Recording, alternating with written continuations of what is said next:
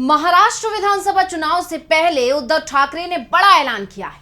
उन्होंने साफ कर दिया है कि वो किसी भी कीमत पर एकनाथ शिंदे को पार्टी में फिर से वापस नहीं लेंगे। जिन्होंने गद्दारी की है उन्हें कभी भी अपने साथ नहीं रखेंगे। तो अचानक एकनाथ शिंदे को लेकर क्यों उद्धव को देना पड़ गया ये बयान, इसी पर आज हम करेंगे चर्चा। नमस्कार, मैं हूं अंशिता। महाराष्ट्र में नवंबर में विधानसभा चुनाव होना तय माना जा रहा है।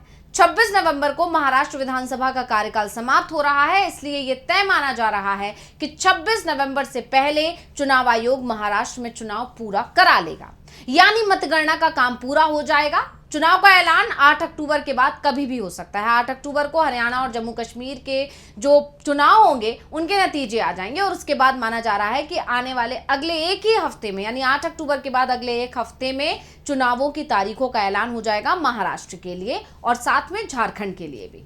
तो इसी बीच इस तरह की चर्चाएं शुरू हो गई थी कि एकनाथ शिंदे एक बार फिर से उद्धव ठाकरे के साथ जाने की तैयारी कर रहे हैं, यानी वापसी का रास्ता तलाश रहे हैं। दरअसल चुनाव के समय जिस तरह से शिंदे पर दबाव बनाया जा रहा है, वो दबाव शिंदे सहन नहीं कर पा रहे हैं, इसलिए वो घर वापसी की राह तलाश रहे हैं। लेकिन अब उद्धव ठाकरे ने इसे लेकर अपना रुख साफ कर दिया है। उद्धव ने क्या कहा है, पहले सुन लेते हैं। हे सगळे फुकट खाऊ आहेत, पैसा जनतेचा।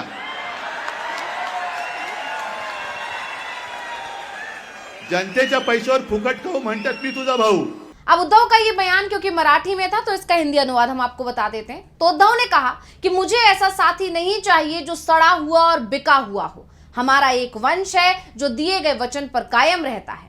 मां के सीने पर छुरी चलाने वालों से मदद की क्या उम्मीद कर सकते हैं। यानी साफ है कि उद्धव ठाकरे ने साफ साफ कह दिया है कि वो एकनाथ शिंदे को अब वापस नहीं लेंगे। इसके साथ ही उन्होंने महाराष्ट्र की जनता और खास तौर पर महिलाओं से कुछ सवाल भी पूछे। ठाकरे ने पूछा, अब महिलाओं का समर्थन पाने के लिए देशद्रोही खुद को भाई के रूप में पेश कर रहे हैं। क्या महिलाएं गद्दारों पर भाई के रूप में भरोसा करेंगी जिन्होंने अपनी मूल राजनीतिक पार्टी को धोखा दिया है? दरअसल महाराष्ट्र की एनडीए सरकार की तरफ से विधानसभा चुनाव से पहले मुख्यमंत्री माझी लाड़की बहन योजना की शुरुआत की गई है। इसमें महिलाओं को प्रति माह यानी कि हर महीने 1500 रुपए देने की बात कही है और इसमें पैसे मिलते हैं। वैसे तो इस योजना को लेकर ही सरकार में उठापटक मची हुई है। आपको याद होगा, बीजेपी, शिंदे और शिवसेना और अजीत पवार की एनसीपी आपस में भिड़ी हुई है और तीनों ही दल इस योजना का क्रेडिट लेने की कोशिश कर रहे हैं। पिछले दिनों जो है पोस्टर वॉर शुरू हो गया था। पहले शिंदे ने अपना पोस्टर छपवा दिया, फिर अजीत ने उस फोटो को हटवा दिया, उसके बाद फिर जो बीजेपी है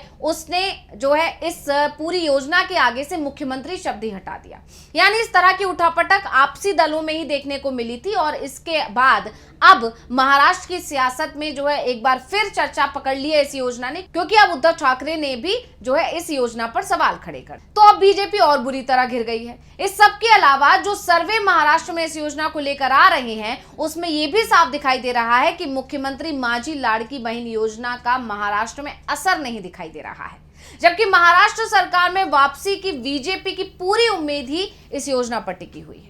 अब इस बीच उद्धव ठाकरे ने इस योजना पर निशाने साधते हुए यह भी साफ कर दिया कि वो बीजेपी से गठबंधन नहीं कर रहे हैं। और बीजेपी पर हमला करते हुए इन्होंने क्या कहा, तो उद्धव ने कहा कि अगर बीजेपी हमें धोखा दे सकती है तो क्या वो महाराष्ट्र की जनता को धोखा नहीं दे सकते?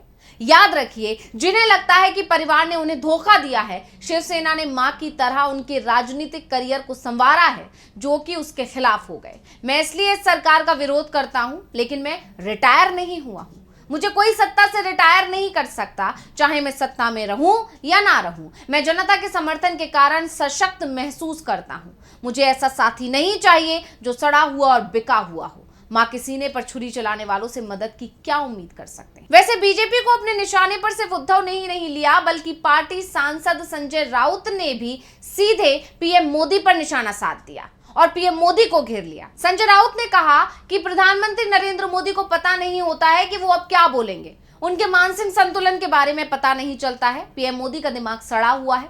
अगर कोई योजना झारखंड में गलत है तो वो महाराष्ट्र में सही कैसे है? इसके अलावा उन्होंने चुनाव आयोग पर भी पक्षपात करने का आरोप लगा दिया। दरअसल संजय राउत ने इस तरह का सवाल इसलिए खड़ा किया क्योंकि झारखंड में लाडली बहन योजना का बीजेपी ही विरोध कर रही है, जबकि उसी तरह की योजना महाराष्ट्र में चल रही है और बीजेपी इसे मास्टर स्ट्रोक बता रही है। ऐसे में संजय राउत ने सीधे पीएम मोदी को ही घेर लिया। वैसे हम आपको बता दें कि आखिर उद्धव ठाकरे अचानक ही शिंदे और बीजेपी पर हमलावर क्यों हो गए हैं। दरअसल महाराष्ट्र विधानसभा चुनावों में इस बार बीजेपी और उसके गठबंधन सहयोगियों की हार तय दिखाई दे रही है। तमाम सर्वे भी इसी तरफ इशारा कर रहे हैं। इसके बाद दावा यहां तक हो रहा है कि चुनाव से पहले एनडीए टूट भी सकता है। अजीत पवार घर वापसी की कोशिश में जुटे हैं। अब वो अपने चाचा के खिलाफ एक शब्द भी नहीं बोल रहे हैं, बल्कि परिवार को जोड़ने की बातें कर रहे हैं। और यहां तक कि बार बार उन्होंने अपनी गलती मानी है कि उन्होंने परिवार के खिलाफ ही जो है चुनावी मैदान में कदम रखा। कहा जा रहा है कि शरद पवार ही अजीत के साथ बातचीत को तैयार नहीं है, इसलिए बात आगे नहीं बढ़ पा रही है। यानी कोशिश अजीत की तरफ से तो हो रही है, लेकिन सामने से यानी शरद पवार की तरफ से हरी झंडी नहीं मिल रही है। वहीं दूसरी तरफ एकनाथ शिंदे गुट के नेता भी पार्टी पर उद्धव के साथ जाने का दबाव बना रहे हैं, यानी कि घर वापसी की बात कर रहे हैं। और सबसे बड़ी बात तो यह है कि उद्धव ठाकरे पहले ही साफ कर चुके हैं कि जो विधायक उन्हें धोखा देकर गया है उसे वो वापस नहीं लेंगे।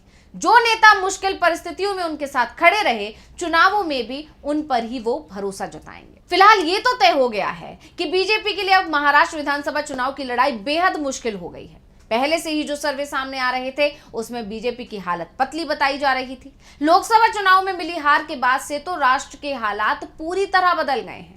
इंडिया गठबंधन की तरफ से दावा हो रहा है कि राज्य की 288 विधानसभा सीटों में से इंडिया गठबंधन आसानी से 200 का आंकड़ा पार कर जाएगा।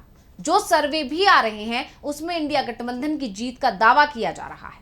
हाल में शायद कोई भी ऐसा सर्वे सामने नहीं आया है जिसमें बीजेपी और उसके सहयोगी दल बहुमत के करीब तक भी पहुंचे हों। इसलिए बीजेपी की तरफ से उद्धव को अपने पाले में लाने की कोशिश हो रही थी, लेकिन उद्धव के तेवरों से यह साफ है कि बीजेपी के लिए अब महाराष्ट्र की लड़ाई बेहद मुश्किल भरी होने वाली है। यानी एक तरफ से जो कहा जा रहा था कि एकनाथ शिंदे घर वापसी की तलाश कर रहे हैं, एकनाथ शिंदे शरद पवार के साथ बातचीत कर रहे हैं, इस तरह की चीजें जो हैं उठ रही थी। बार बार ऐसे कयास लग रहे थे क्योंकि एकनाथ शिंदे को जो है भविष्य में बीजेपी के साथ रहते हुए कोई खास फायदा मिलता हुआ नहीं नजर आ रहा है। इस तरह की खबरों के बीच में अब जब उद्धव ठाकरे ने ये कहा और खुले मन से कहा कि उन्हें ऐसे लोगों की जरूरत नहीं है जिन्होंने धोखा दिया है, तो ये कहीं ना कहीं साफ हो जाता है कि एकनाथ शिंदे इस कोशिश में लगे हुए थे कि उनकी घर वापसी कैसे ना कैसे हो जाए। लेकिन उद्धव ठाकरे ने उनके लिए ये साफ संकेत दे दिया कि अगर वो ऐसा कुछ सोच रहे हैं तो उद्धव ठाकरे की तरफ से उनके लिए दरवाजे शिवसेना उद्धव ठाकरे गुट के हमेशा के लिए बंद हो चुके हैं। तो इस रिपोर्ट को लेकर आपका क्या कहना है, हमें कमेंट करके अपनी राय जरूर दीजिएगा। इसी के साथ मुझे दीजिए इजाजत। देखते रहिए डीवी लाइव। नमस्कार। हमारे चैनल से जुड़े रहने के लिए YouTube पर टाइप करें डीवी लाइव, सब्सक्राइब बटन को क्लिक करें और बेल आइकन को दबाना ना भूलें ताकि खबरें आप तक पहुंचती रहें। देखते रहिए डीवी लाइव, क्योंकि यहाँ हैं खबरें लगातार।